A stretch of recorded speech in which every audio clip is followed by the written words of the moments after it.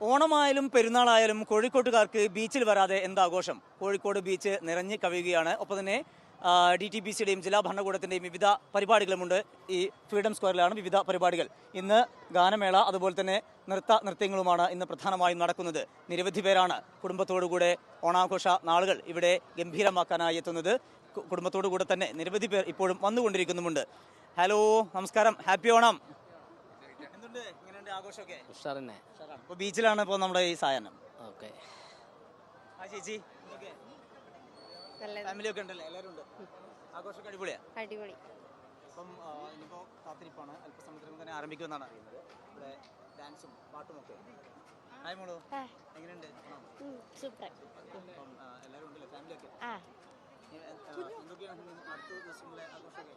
അത് ഓരോന്നിങ്ങനെ. അപ്പം DTPCയുടെ ആഘോഷ പരിപാടികൾ ഈ മാസം 30 വരെയുണ്ട്. പല ഇടങ്ങളിലായിക്കൊണ്ട്, പല വേദികളിലായിക്കൊണ്ടാണ് ഈ പരിപാടികളൊക്കെ തന്നെ നടക്കുന്നത്.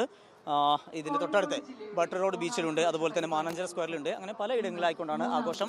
അപ്പോൾ തന്നെ ആ ആഘോഷം കാണുന്നതിനോടൊപ്പം കോഴിക്കോട് ബീച്ചിൻ്റെ ഈ സായാഹ്നം ആസ്വദിക്കുക നിരവധി പേരുണ്ട്. അവരൊക്കെ കൂട്ടത്തോടു കൂടി വരുന്നു. അതുപോലെ തന്നെ പാട്ടുപാടിയും അവരവരുടേതായ ആഘോഷങ്ങളുമായിട്ട് തന്നെയാണ് മുന്നോട്ട് പോകുന്നത്. എന്തായാലും ഓണം വൈബിന് കോഴിക്കോട് ഒട്ടും കുറവില്ല. വളരെ സന്തോഷത്തോടെ ആഘോഷത്തോടെ ഓണാഘോഷ പരിപാടികൾ പുരോഗമിക്കുകയാണ്.